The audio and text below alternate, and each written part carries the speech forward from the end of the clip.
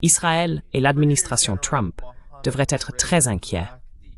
Le général de brigade Mohammad Reza Naqvi, coordinateur adjoint du corps des gardiens de la révolution islamique d'Iran, a déclaré dans une interview aux médias iraniens que l'infrastructure de missiles et de défense de l'Iran était sortie complètement indemne, littéralement, pas même une égratignure de la taille d'une plume de mouche. Il a affirmé que, malgré les lourdes attaques d'Israël et des États-Unis pendant la guerre de 12 jours, tout restait entièrement intact. Il a ajouté qu'aucune des villes de missiles iraniennes, sites souterrains et fortifiés où les missiles sont stockés et lancés, n'avait été endommagée.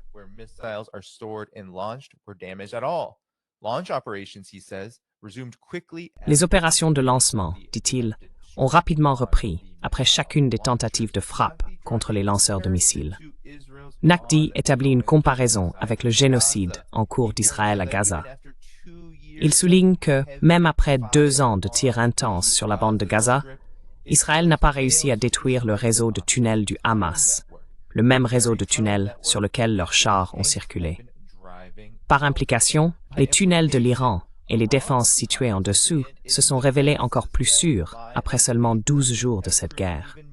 Les missiles constituent pour l'Iran un moyen de dissuasion essentiel, voire crucial. S'ils sont réellement intacts, cela signifie que la capacité de frappe de l'Iran reste aussi forte que jamais.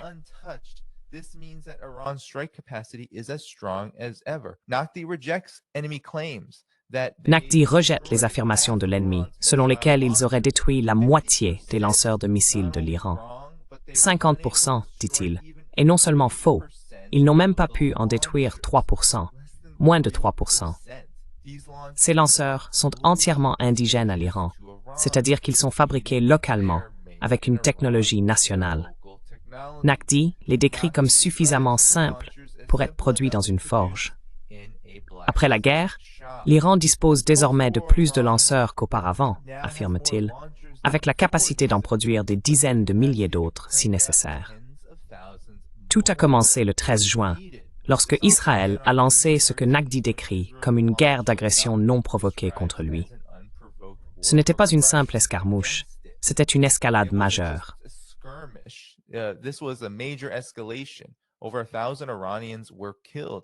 Plus d'1 millier d'Iraniens ont été tués, dont d'importants commandants militaires, des scientifiques nucléaires et des civils. Les États-Unis sont intervenus à la fin de la guerre de 12 jours, en bombardant 3 sites nucléaires iraniens, ce que l'Iran qualifie de graves violations du droit international, à juste titre. Le 24 juin, l'Iran avait mené avec succès des opérations de représailles contre Israël, obligeant ce dernier à interrompre ses attaques après avoir épuisé la plupart de ses intercepteurs de missiles. Et bien sûr, tout le monde se souvient des images de Tel Aviv et d'autres villes israéliennes complètement ravagées par le système de missiles balistiques iranien. L'Iran ne s'est donc pas replié et n'a pas demandé de cesser le feu.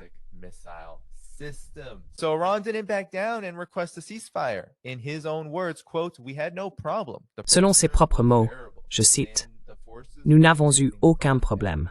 La pression était supportable. Les forces tenaient bon. » Fin de citation. Il note que les commandants sur le terrain n'ont signalé aucun problème opérationnel, ce qui souligne la résistance et la résilience de l'Iran. Il est maintenant crucial de s'en souvenir, car cela montre que ce conflit court, mais intense, a non seulement mis à l'épreuve la puissance militaire de l'Iran face à 2 grandes puissances, mais a également démontré les limites de ce que les États-Unis et Israël peuvent réellement faire. Naqvi a dressé le portrait d'un Iran non seulement en train de se défendre, mais dominant le champ de bataille grâce à ses propres stratégies et technologies intelligentes et locales. Et Naqvi n'a pas mâché ses mots ici. Nous devons examiner exactement contre qui, selon lui, l'Iran se battait. Il a déclaré, je cite, « Nous menons un conflit avec l'OTAN. Il y a l'Amérique, l'Angleterre, la France, la Jordanie et le régime sioniste. »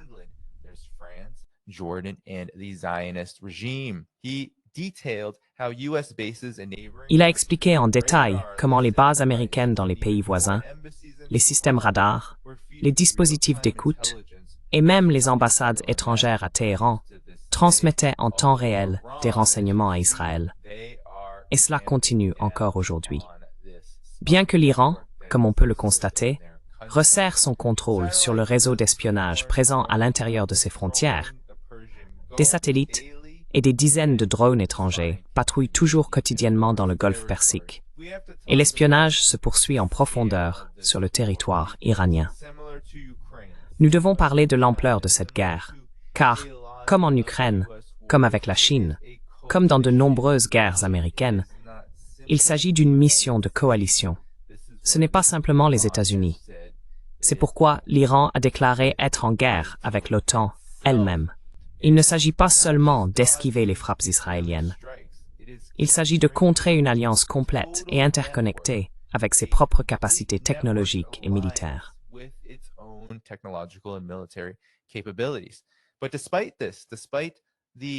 Mais malgré cela, malgré l'hégémonie mondiale que les États-Unis exercent, cette stratégie a échoué face à l'Iran. Mohammad Reza Naqvi a en outre souligné que l'ennemi avait mobilisé toutes ses capacités, y compris des armes jamais vues auparavant, mais que les défenses iraniennes avaient tenu bon. Ce dont il parle, ce sont les drones qu'Israël a envoyés en Iran. Un exemple marquant s'est produit pendant la guerre de 12 jours, lorsque le CGRI a réussi à abattre 43 drones avancés appartenant à Israël et probablement fournis par les États-Unis. Au total, l'Iran a éliminé plus de 140 drones hostiles au cours de cette période, attribuant ce succès à des capacités localisées.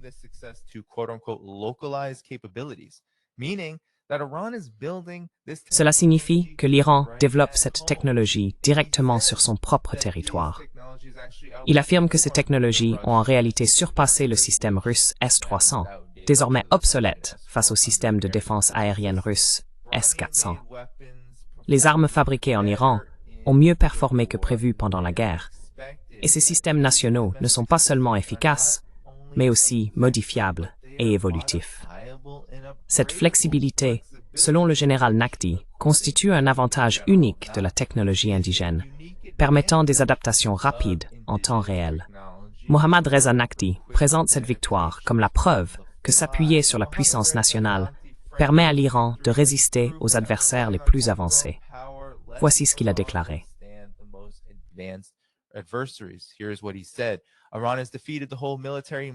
L'Iran a vaincu toute la puissance militaire du monde lors de la guerre de 12 jours, malgré les nouvelles armes de l'ennemi. Selon lui, l'ennemi a subi un coup sévère, tandis que l'Iran s'en est sorti sans revers majeur. Cela change complètement le récit. Cela renvoie à un thème plus large, l'autonomie. En produisant des lanceurs simples et évolutifs, ainsi que des systèmes de défense supérieurs, l'Iran a transformé une guerre défensive en une démonstration de sa propre force. Pas étonnant que Naqvi laisse entendre que leurs tunnels sont plus sûrs que ceux de leurs adversaires. Voyons maintenant comment les médias israéliens ont paniqué face à cette situation. Selon Israel Hayom, l'Iran est peut-être en train de reconstruire un anneau de feu autour d'Israël, et que celui-ci revient, que l'Iran rétablit sa dissuasion après ce qu'il appelle le choc de l'opération Lion Ascendant, nom donné par Israël à son opération pendant la guerre de 12 jours.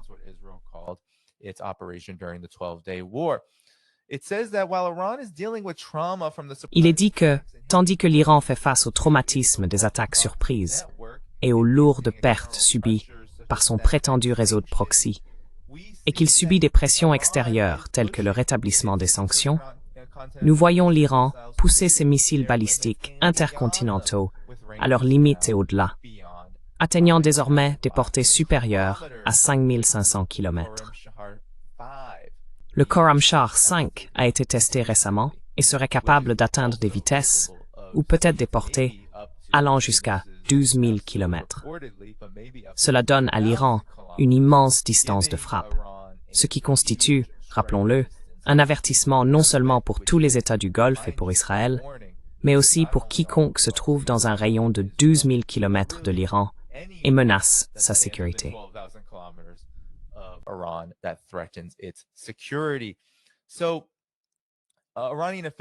Ainsi, les responsables iraniens, dont Ali Khamenei, le guide suprême, ont levé la limite de portée de 2200 km, autorisant un développement illimité de leur programme de missiles en tant que pilier de leur puissance militaire. Et désormais, une pression interne croissante se manifeste également en faveur du développement d'armes nucléaires, ce qui semble d'autant plus probable que l'Union européenne, ou le soi-disant E3, et les États-Unis ont en pratique donné leur feu vert à la réimposition des sanctions. Le conseiller Ali Shamkhani a appelé au développement d'armes nucléaires à des fins de dissuasion. Il est conseiller du guide suprême. Et 70 députés ont envoyé une lettre réclamant l'autorisation de développer des armes nucléaires, affirmant que l'Iran en a la capacité, mais pas l'intention actuelle. Selon Israël, l'Iran est également en train de reconstruire l'axe de la résistance.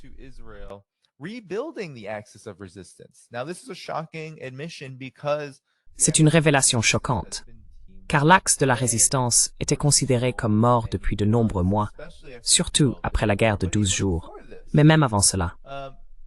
Selon Israel Hayom, Abdullah Saberi a été nommé à la tête de la branche palestinienne de la force Al-Quds afin de relancer le Hamas et le djihad islamique à Gaza et de superviser la reconstruction du Hezbollah ainsi qu'une éventuelle résistance en Syrie. En s'appuyant sur des unités comme les 840, 340 et 190 pour la contrebande et le soutien technologique.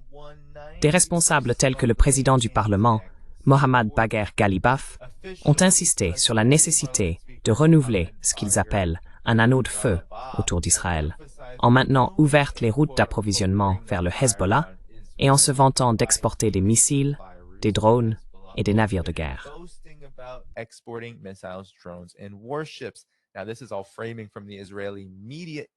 Tout cela provient du cadrage des médias israéliens eux-mêmes.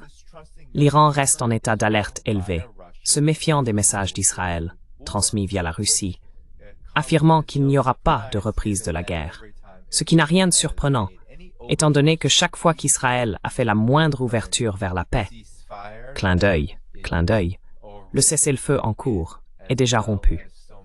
Il en va de même pour de nombreuses autres situations, comme le cessez-le-feu au Liban, où Israël a tué des centaines, voire des milliers, de civils supplémentaires pendant ce soi-disant cessez-le-feu. L'Iran chercherait également à calmer sa population tout en se préparant aux menaces.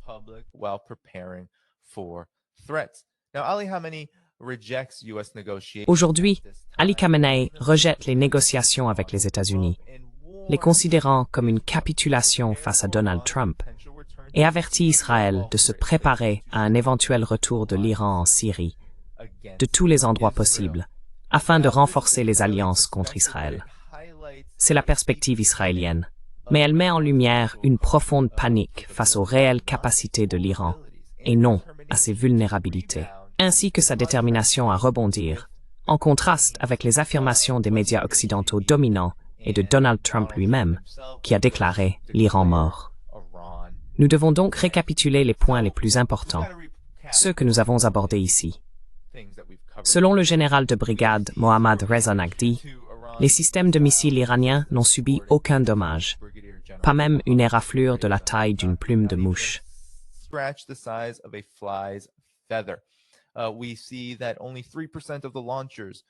Nous constatons que seulement 3% des lanceurs ont été détruits, selon l'Iran, et non les 50% qui avaient été annoncés. Nous savons qu'Israël et les États-Unis sont ceux qui ont déclenché la guerre, mais l'Iran désigne l'ensemble de l'alliance de l'OTAN comme l'agresseur, et comme la raison pour laquelle il doit d'abord construire ces vastes systèmes nationaux de missiles, de drones, de lanceurs de missiles, et peut-être même d'armes nucléaires. Nous voyons les médias israéliens paniquer à ce sujet, face à la possibilité que l'Iran se redresse après la guerre de 12 jours. Et à bien des égards, tous les signes montrent que c'est le cas.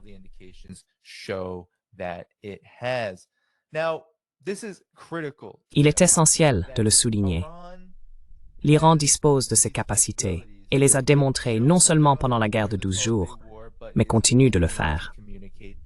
Beaucoup de personnes qui suivaient mon émission avant l'opération Vraie Promesse 3 étaient en colère, car elles pensaient que l'Iran faisait preuve d'une diplomatie excessive, surtout en Occident, et qu'il ne prenait pas les mesures nécessaires non seulement pour se défendre, mais aussi pour garantir sa protection et développer d'autres opérations face à la menace d'une agression américaine.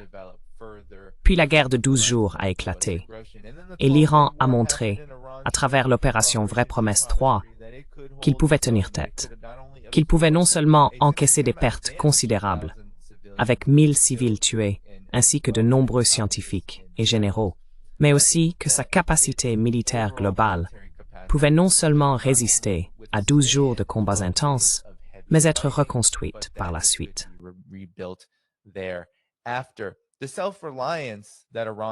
L'autonomie que l'Iran a démontrée est véritablement un facteur de changement.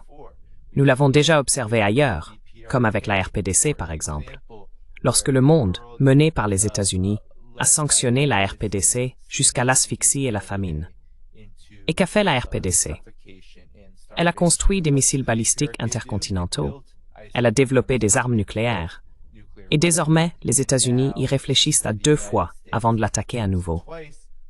Nous voyons une dynamique similaire avec l'Iran.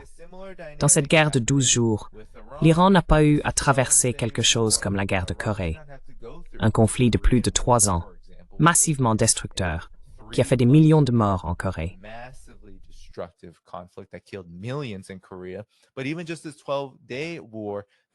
Mais même cette guerre de 12 jours qu'Israël a menée, avec le plein soutien des États-Unis, a mis en lumière les profondes faiblesses d'Israël et montré que la technologie des missiles de l'Iran, qui, selon Téhéran, est prête à être utilisée de nouveau, est capable non seulement de causer des dégâts au régime israélien, mais aussi de le contraindre à reculer.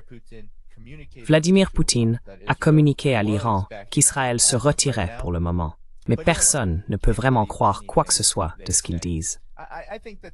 Je pense qu'il s'agit d'un moment véritablement historique dans l'histoire du monde, où l'on voit un pays d'Asie occidentale, pratiquement encerclé par des bases militaires américaines, directement attaqué par Israël et soutenant la résistance depuis le tout début, que ce soit en Palestine ou au Liban, capable de résister à l'une des situations les plus difficiles de la région.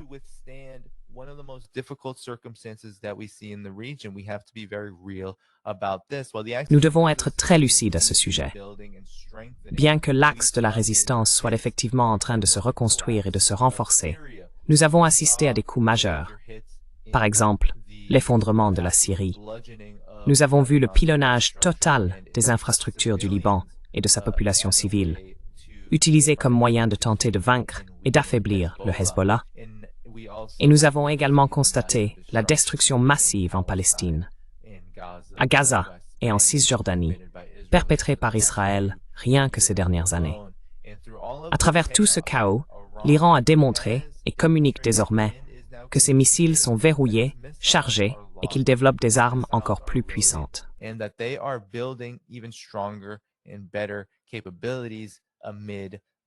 de meilleures capacités en pleine crise. Maintenant, il faut dire un mot sur la relation de l'Iran avec la Russie et la Chine dans tout cela, car j'ai reçu beaucoup de critiques de la part de personnes qui suivent cette émission à ce sujet. Je veux aborder les préoccupations, par exemple, concernant Vladimir Poutine rencontrant M. Al-Shara, le soi-disant président de la Syrie.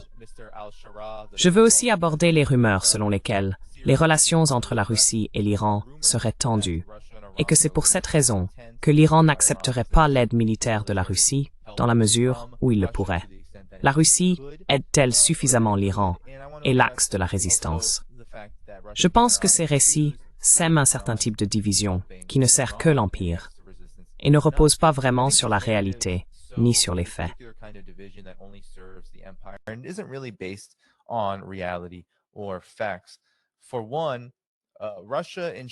D'une part, la Russie et la Chine mènent toutes deux une politique étrangère fondée sur le plein respect du droit international et la non-ingérence dans les affaires politiques d'autres pays. Aucune d'elles n'a le désir de dicter les affaires politiques où que ce soit, y compris en Syrie, y compris dans l'ensemble de l'Asie occidentale. Leurs relations, toutes deux, et particulièrement celles de la Chine sur le plan économique, sont essentielles à la survie de l'Iran et du reste de l'axe de la résistance. Car si l'on considère la relation de l'Iran avec l'axe de la résistance, puis celle de l'Iran avec la Chine et la Russie, sans ces liens profonds, si l'un d'eux venait à être rompu, on verrait l'affaiblissement des autres. Par exemple, la Chine achète environ 90% du pétrole iranien. Sans cela, l'Iran ne serait pas en mesure de développer la capacité militaire dont il dispose aujourd'hui.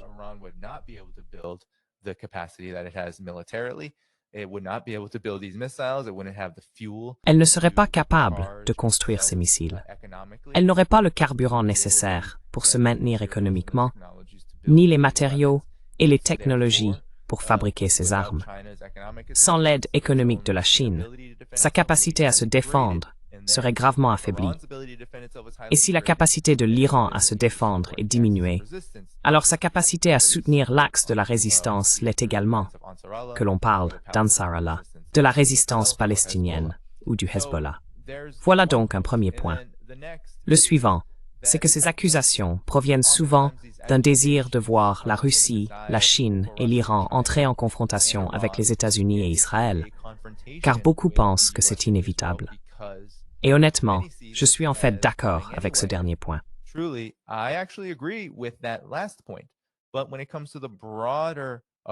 Mais lorsqu'il s'agit de l'approche plus large, la Russie, la Chine et l'Iran jouent un jeu à très long terme, un jeu qui s'avère en réalité assez dévastateur pour le maintien de l'Empire américain. Car tandis que les États-Unis et Israël sèment le chaos et la destruction autour d'eux, la Chine et la Russie, ainsi que l'Iran, construisent des ponts. Ils développent des liens économiques. Ils bâtissent des infrastructures.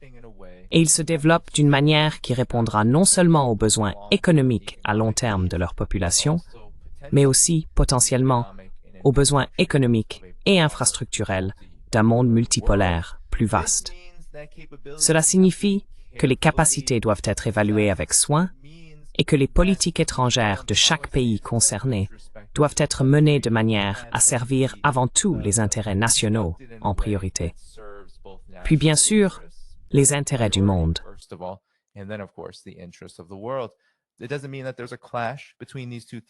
Cela ne signifie pas qu'il y ait un affrontement entre ces deux choses.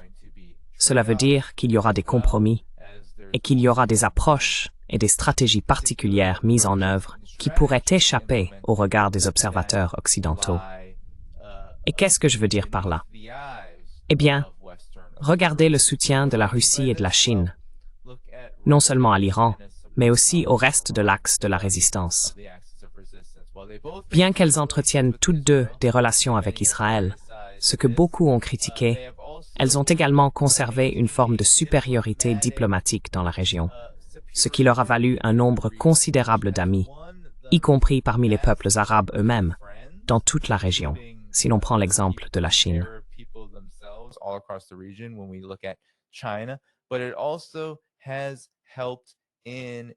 Mais cela a également permis de garantir que si une résistance, un gouvernement ou une victoire populaire devait effectivement se produire, comme nous l'avons vu avec l'Iran ou dans d'autres cas par le passé, si cela devait se reproduire, ces pays et ces forces bénéficieraient d'un soutien indéfectible, notamment sur le plan du développement, de la part de pays comme la Chine et la Russie, qui en ont les moyens. En ce qui concerne des questions comme la Syrie ou la Palestine, il faut se rappeler que les États-Unis et Israël sont déterminés et résolus à créer le plus grand niveau de chaos possible, afin d'attirer leurs opposants, leurs plus grands soi-disant adversaires, dans le but de les affaiblir.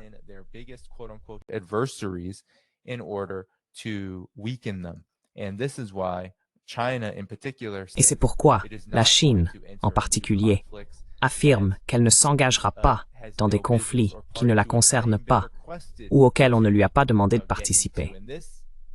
Il est important de le noter en ce qui concerne la Syrie et l'ensemble de l'axe de la résistance. Que ce soit l'Iran qui déclare vouloir développer ses propres capacités avant de se tourner vers la Russie, et rappelons que des techniciens et ingénieurs iraniens se forment en Russie, il apprend la technologie russe. Les Iraniens font cela et se préparent à pouvoir utiliser la technologie russe et les systèmes de défense aérienne provenant de Chine.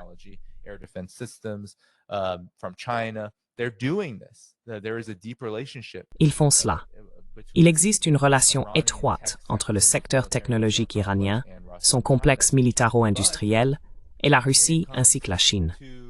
Mais en ce qui concerne la stratégie plus large de la Russie et de la Chine, elle repose toujours sur la non-ingérence, et cela est respecté par l'axe de la résistance. Lorsque nous observons le comportement de l'axe de la résistance au cours de ces 2 années et plus de génocide monumental et de bellicisme incontrôlé des États-Unis et d'Israël, l'axe de la résistance n'a jamais exigé que la Russie et la Chine modifient leur politique, car leur politique sert de modèle mondial sur la manière dont le reste du monde devrait se comporter.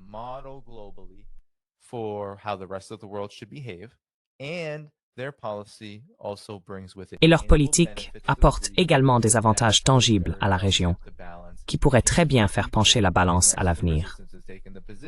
L'axe de la résistance a adopté cette position. Si vous avez vu des déclarations, faites-le moi savoir dans les commentaires, de critiques majeures provenant des forces au sein de la résistance palestinienne, de la résistance d'Ansar Allah, du Hezbollah, etc. Mais selon mon estimation, la ligne générale, la conclusion finale, est que la stratégie consiste à renforcer les liens avec ces pays, à les avoir comme médiateurs et à mener des relations commerciales, militaires ou autres, avec beaucoup de prudence et de subtilité. Cela signifie qu'Ansar Allah peut recevoir une aide de l'Iran, tout en entretenant des liens économiques avec la Chine et la Russie, ce qui permet à Ansar Allah de renforcer ses capacités militaires, sa posture défensive, ainsi que de répondre aux besoins de son peuple.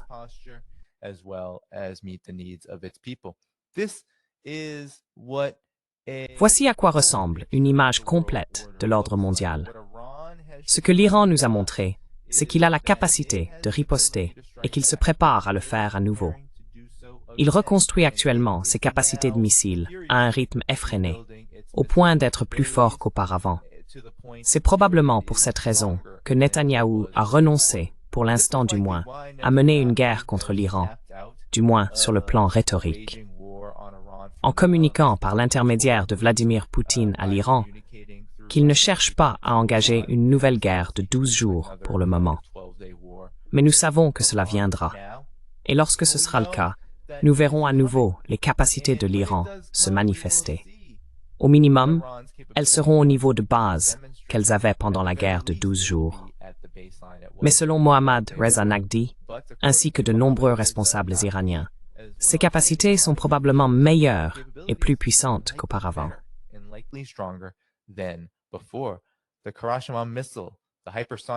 Le missile Khaybar-Shekan, les missiles hypersoniques que l'Iran construit, les systèmes de défense aérienne qu'il développe et les leçons qu'il a tirées de l'attaque surprise d'Israël, tout cela compte. L'Iran a resserré son contrôle sur les ingérences et les opérations de renseignement à l'intérieur de ses frontières menées par le Mossad et d'autres agences liées du Royaume-Uni, des États-Unis et d'ailleurs. Il a renforcé l'unité de sa population à travers cette guerre de 12 jours. Tout cela constitue un important moyen de dissuasion et un avertissement adressé à Israël et aux États-Unis. Prenez garde et attaquez à vos risques et périls, avec toutes les conséquences qui s'abattront sur Israël et les États-Unis en cas d'action. Ainsi, l'avertissement est lancé. La guerre est-elle imminente? Dites-le moi dans les commentaires. Cliquez sur le bouton « J'aime ». Cela aide à promouvoir toutes les vidéos dans l'algorithme de YouTube. Et à la prochaine, tout le monde. And until next time, everyone.